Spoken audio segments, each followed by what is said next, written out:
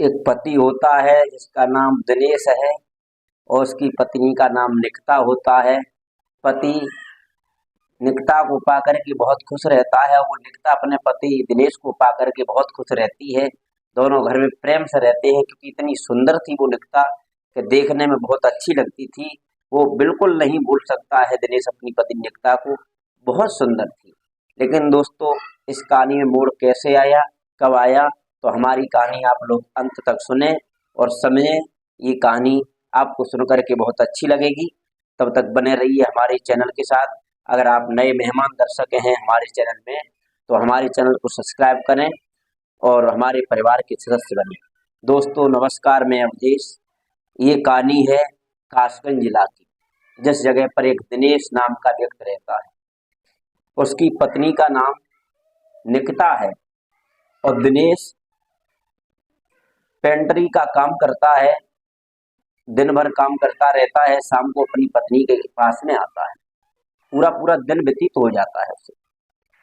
धीरे धीरे समय व्यतीत हो रहा है। वो कारपेंटरी का काम करता है, निकिता घर में रहती है, वो गृहिणी का काम संभालती है। एक दिन उस गांव में बत्ती गुल हो गई, बत्ती नहीं आई। लाइट जब नहीं आई तो उसका एक मित्र था जिसका नाम था नन्हे। वो फोन लगाता रहा।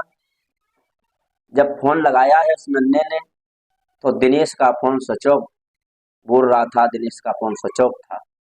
उसने सोचा चलो कोई दूर भी नहीं है, मैं दिनेश के घर पे जाके देख लेता हूँ कि क्या कर रहे हैं ये, अभी काम पे चलेंगे या नहीं चलेंगे। तो वो नन्हे दिनेश के घर पे आता है।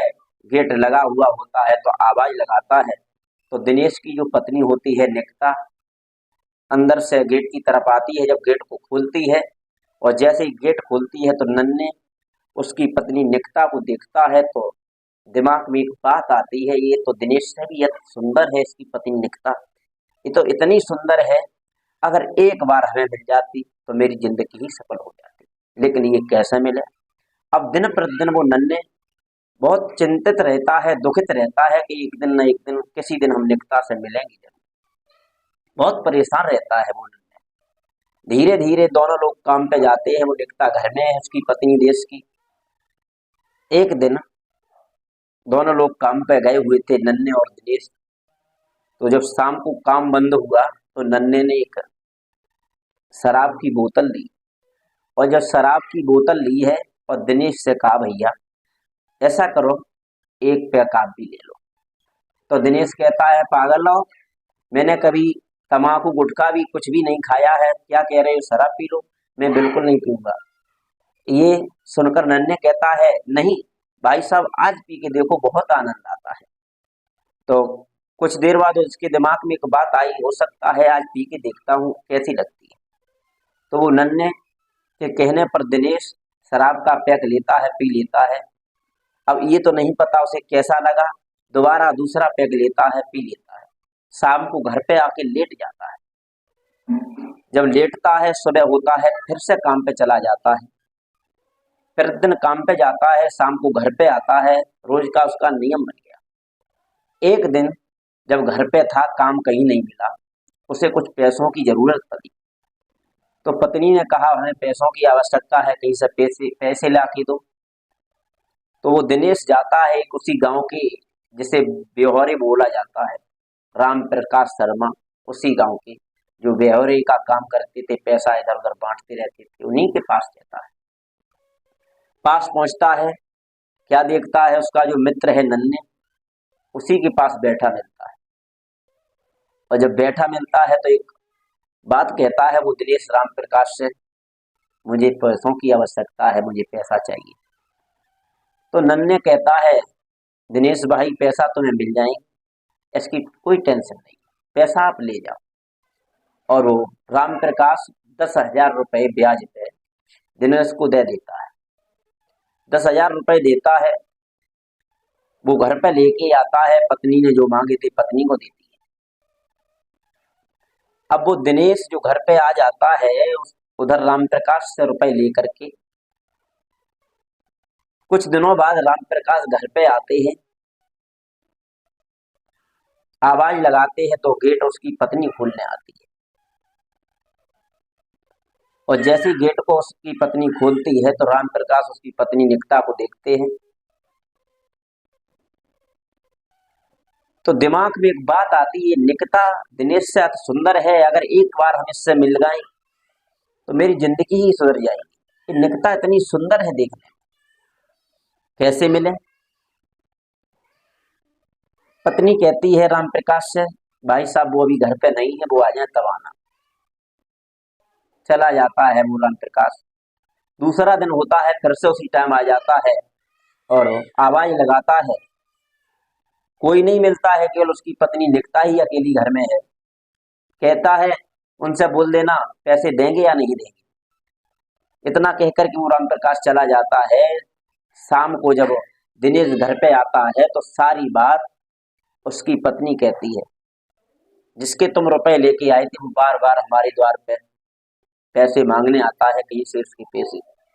तो दिनेश कहता है कोई बात नहीं, हम सुबह उसके पास जाएंगे, उसे समझा देंगे, कह देंगे कि भैया अभी मेरे पास है नहीं, कुछ दिन का और ब्याज ले लेंगे।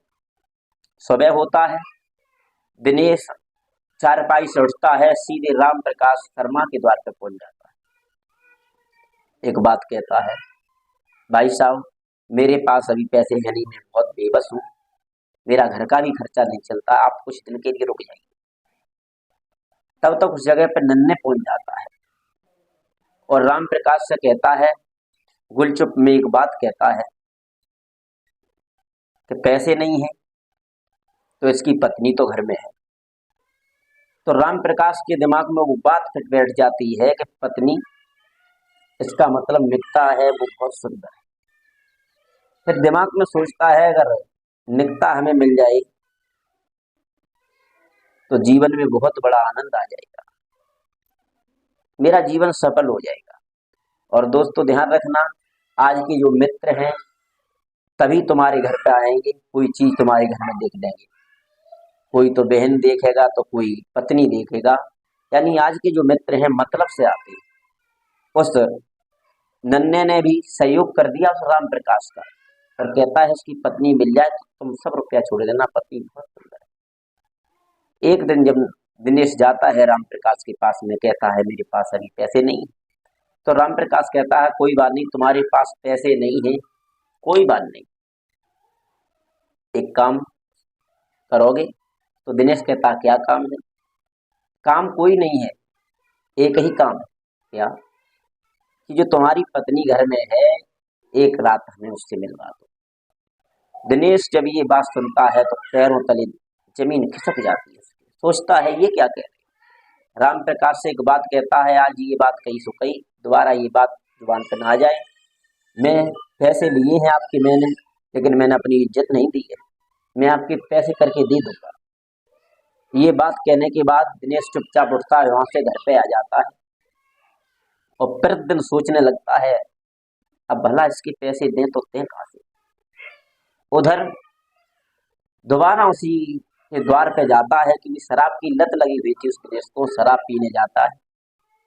शराब पीता है तो राम प्रकाश कहता है मुझे पैसे अभी चाहिए। तो दिनेश कहता है अभी मेरे पास पैसे नहीं। तो राम प्रकाश दिनेश को और ज्यादा शराब पिलाते हैं, इतना नशा में कर देते हैं, वो चलने की आह नहीं रहती उस दिनेश में। तब राम प्रकाश कहते हैं दिनेश क्या अपनी पत्नी मुझे एक रात को दोगी? तो दिनेश कहता है अगर नहीं मार रहे हो तो मेरे साथ चलो। राम प्रकाश को साथ लेकर के, उस नन्हे को साथ लेकर के वो दिनेश घर पे आता है, स्वयं चारपाई पे बैठ जाता है, उनको अंदर भेज देता है। तो अपनी पत्नी से कहता है वो अंदर भाई साहब बैठिए, उन्हें एक गिलास जल दे आओ। पत्नी निकिता को कोई बात पता नहीं होती है, वो जल लेके जाती है और जिस जगह पे वो शर्मा बैठा होता है जल का गिलास पकड़ाती है। पकड़ाने के बाद चलने को होती है, वो राम प्रकाश शर्मा तुरंत हाथ पकड़ लेता है और जब हाथ पकड़ता है तो वो निकिता अपने हाथ में झटका देती है और छुड़ करके अपने पति के पास पहुंच जाती है। कहती है ऐसे आदमियों को तुम घर में लाते हो जिन्हें तमीज नहीं है, इन्हें शर्म नहीं है, इन्हें लिहाज नहीं है, तुम ऐसे आदमियों को आज से लाए सुलाए अब दोबारा इस घर में आना नहीं चाहिए। पति कहता तो क्या? अब वो निकिता सोचती है हमारे पति तो नशा में है, ये तो सब के भेड़िया हैं। अब हम क्या करें? तो घर से एक बैक साइड में एक खिड़की होती है, उस खिड़की से उसी समय वो निकता निकल जाती है। पति और वो राम प्रकाश घर में रह जाते हैं और वो निकता निकल जाती है, भागती हुई जा रही है। और कुछ ही दूर पे उसकी बुआ रहती थी।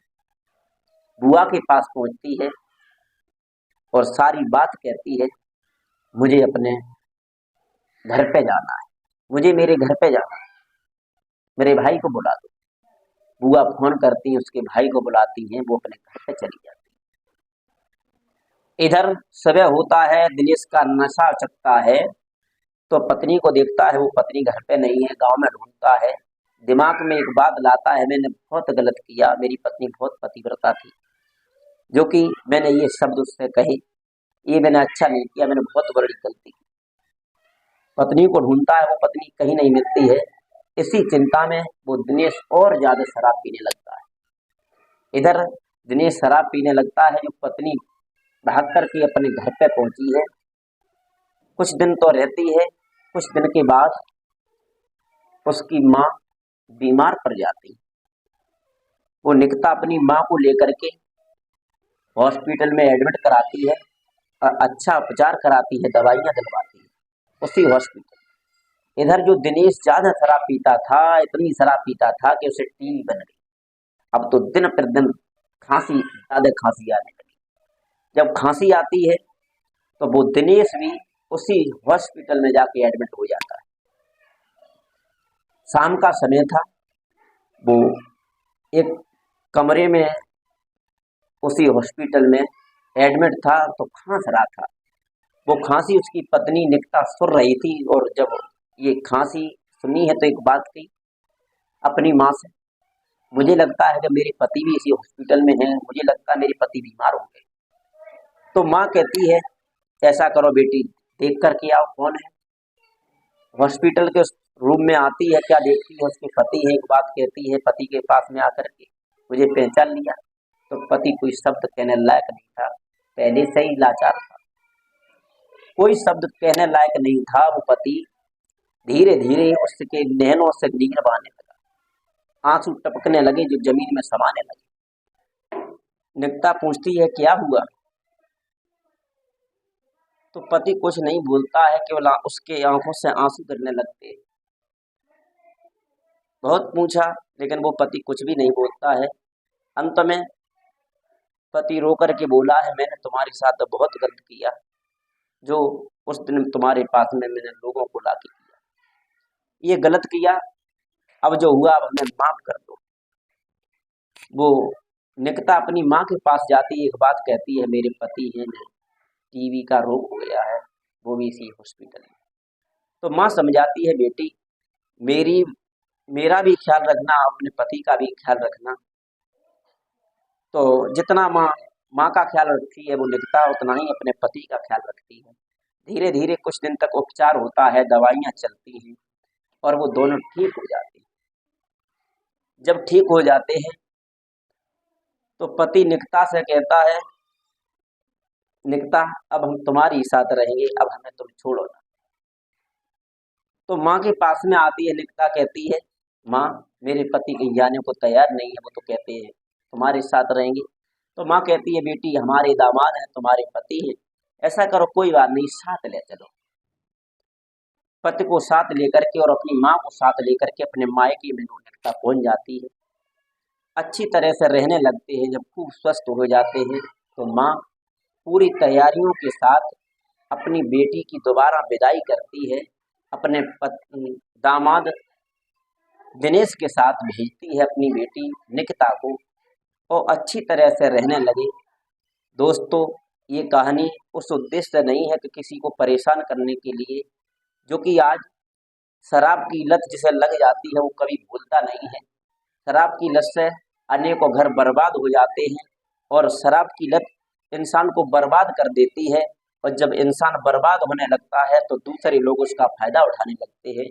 तो कहने का मतलब ये है, ऐसा कभी भी न करना चाहिए कि यार और मित्रों में बैठ के शराब पीनी चाहिए, जो कि घर में हवाला देते हुए पत्नी भी घर से बाहर चली जाए। दोस्तों, आज की कहानी हमारी कैसी लगी, अच्छी लगी है तो हमें कमेंट में ज़रूर बताएं। अगर कोई इस कहानी में कमी है तो भी हमें बताएं। तब तक के लिए धन्यवाद। जय हिंद।